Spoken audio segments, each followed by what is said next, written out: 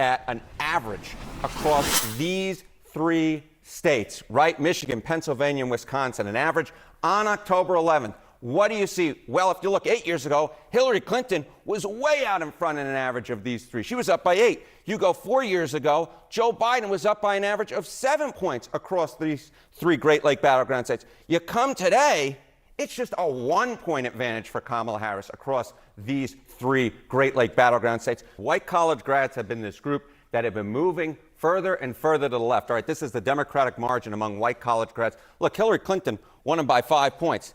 Then Joe Biden won him by 9. Look at this margin that Kamala Harris is pulling up in the polls right now among white college grads. It's an 18-point margin, double the margin that Joe Biden had just 4 years ago. Now, Harris is leading Trump by a big margin in registered black voters in the NBC News poll. But it's a smaller lead than Joe Biden won with in 2020 and much smaller than Obama's in 2008. We are down to only a few weeks before this year's presidential election between Donald Trump and Kamala Harris. And if you've been paying attention, the other day, Barack Obama made this statement to black men that they need to come out and support Kamala Harris more. And there was a huge backlash. So she had to come out, Kamala Harris, she had to come out and do the rounds really quickly to try and slow the bleeding, slow the attrition that she's experiencing with black men. And she went on to 2 shows in particular that we want to take a quick look at. They treated her very differently, but I'll give you one guess as to what the most important or one of the first subjects that everyone wanted to talk to her about. Did you think about it? Immigration. Exactly. This is how Charlemagne treated her during her interview.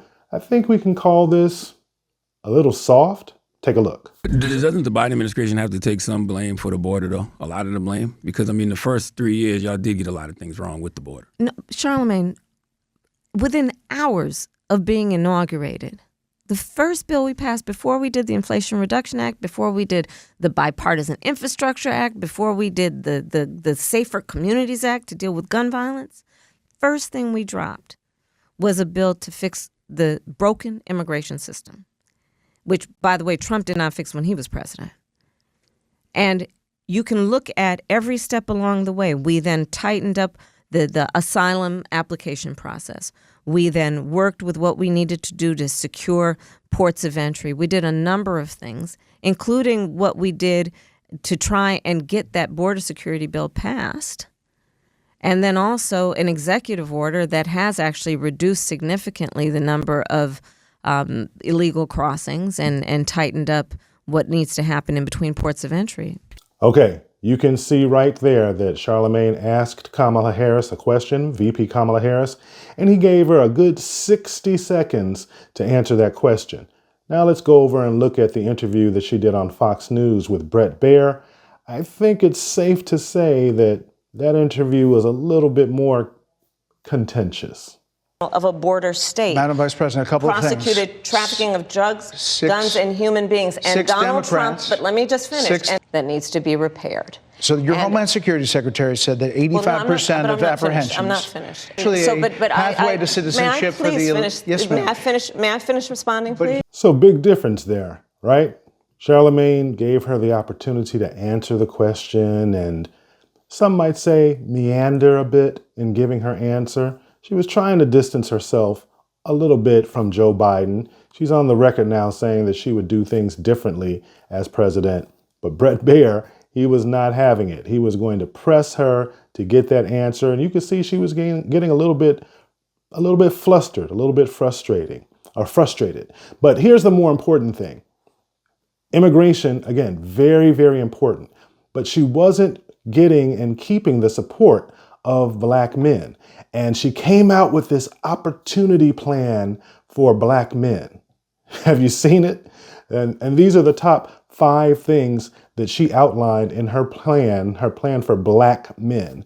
She wants to give away $1,020,000 forgivable loans to black entrepreneurs, training and mentorship programs, regulating cryptocurrency, launching health equity initiatives focused on black men, and legalizing recreational marijuana. Okay, So let's take those one by one. $1,020,000 forgivable loans to black entrepreneurs, black male entrepreneurs. I don't know if any of you have ever run a business. I was just having a conversation with one of my friends the other day who's a business owner. $20,000 is not a lot of money, especially if you're running a brick and mortar business. That's probably what you spend monthly just to keep the lights on. Then she talked about training and mentorship programs, which is basically just school. Can't people, don't they have access to mentoring and training programs right now? There's also this kind of subtle dig at black men when you're saying training and mentorship programs that they don't have the requisite skills and knowledge to open a business. So you're right off the bat, you're saying, hey, it's obviously you need some money, obvious that you need some training. Third thing on her list, regulating cryptocurrency. I don't know how I feel about, again, regulating cryptocurrency. Cryptocurrency market is the wild, wild west. It should be regulated, but it shouldn't just be regulated for black men. It should be regulated for Americans, for individuals who want to invest in that highly speculative market. Hey, I've played some money. I've invested some money in Shiba Inu and some other meme tokens, and sometimes I've made some money. Sometimes I've lost some money, but again, that's not anything that's geared towards black men. That's something that for everyone in the United States who wants to participate in the cryptocurrency arena. Forwarding and championing initiatives for black health. That's a great thing. That's a huge thing. But what I have found as a black man speaking to other black men, especially going back to the pandemic, is that most black men, most black people generally, perhaps it's unfair to say most, there's a plurality of black people, black men in particular, who have a distrust of physicians and of the medical field. And there are a whole host of historic reasons to which one can attribute that distrust. But that's the point. The issue with black men specifically getting more access to healthcare has more to do with a cultural shift that needs to happen. I don't know if that's anything that can be spearheaded by the president in Washington, D.C. And then the last one on her initiative, legalizing recreational marijuana. Before I give my comment on that, let me take 1 second and let you hear from someone I follow, Anton Daniels. He was on Fox News the other day. He made a pretty interesting observation. I'll let you hear it now. Well, the first thing that hit my mind, and when I had the conversation with a lot of people that look like me, men specifically, was why didn't they address issues or they valued us before this started to become an issue and Obama decided to put his foot in his mouth in the first place? That's number one. But number two, if you go down and you look at it, it becomes even more disrespectful because it's almost like, oh, we're going to make sure that we legalize marijuana laws because black men are disproportionately affected. Oh, we're going to give you loans that's forgivable. I thought that was grants.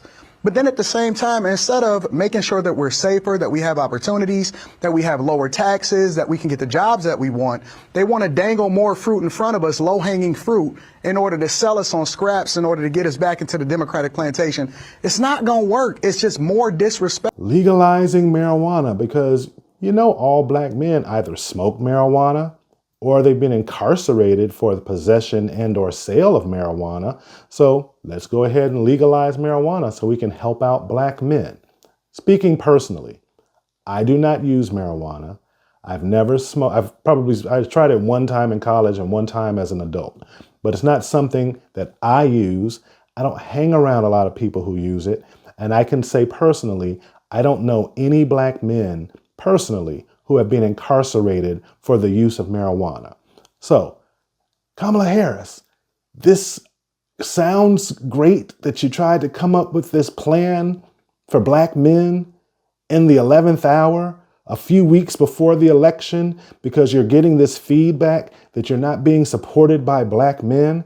But it sounds just like that. It sounds like you had a huddle at 10 o'clock at night after a day of campaigning and you got together your group of consultants and they just started spitballing, and this is what they came up with. They came up with forgivable $20,000 loans for entrepreneurs. They came up with training and mentorship programs, regulating cryptocurrency, health initiative launch, and legalizing recreational marijuana.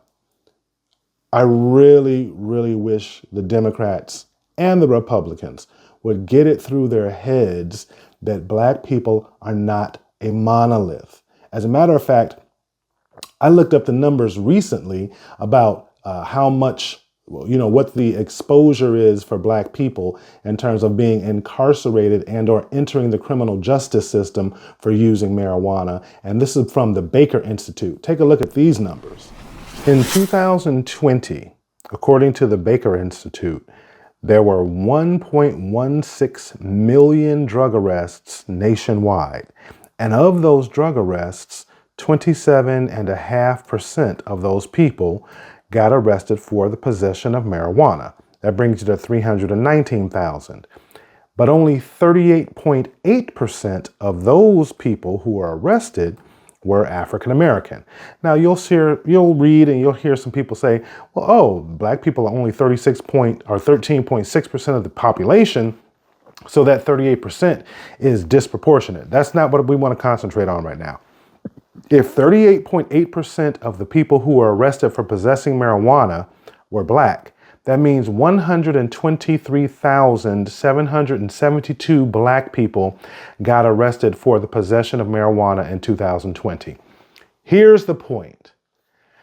Are we trying to make laws for over 40 million people for the antisocial behavior and the indiscretions of 123,000 people?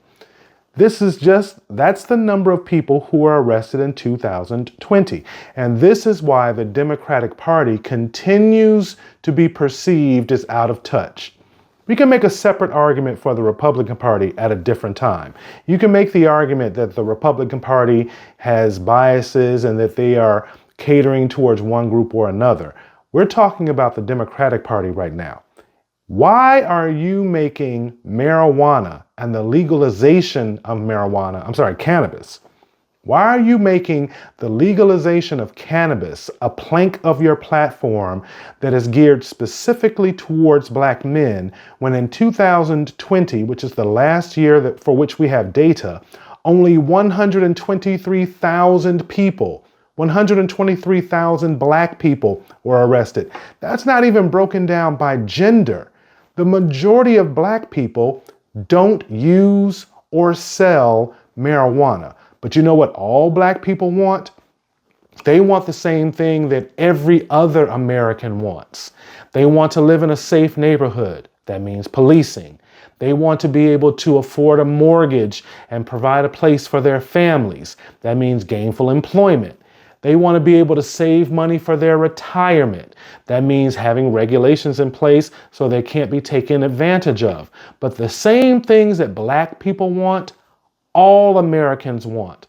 And as long as the Democratic Party, and I'm talking specifically to the Kamala Harris campaign right now, as long as you remain being out of touch and making these stereotypical overtures to Black men like they are a monolith, like they all smoke weed, like they all don't have any training to run a business, and they all want to borrow some money. Treat Black men like you treat every other part of society. Realize that all Americans, all people, they want the same things for themselves and their families. And guess what? You are dropping the ball, and it might cost you this election. Guess what? Go ahead and do me a favor. Subscribe to the channel, turn on your notification bell, like this video, drop a comment. I want to hear your opinion about what's going on with this election with about 3 weeks left to go. For whom are you going to vote? Are you going to vote for the Republicans and Donald Trump? Are you going to vote for the Democrats and Kamala Harris? And not only do I want to hear for whom you are going to vote, I want to hear why. And in the meantime, do me a favor. If you like this content, you can go ahead and click here and watch this video, or you can click here and watch this video. I'll catch you on the next one.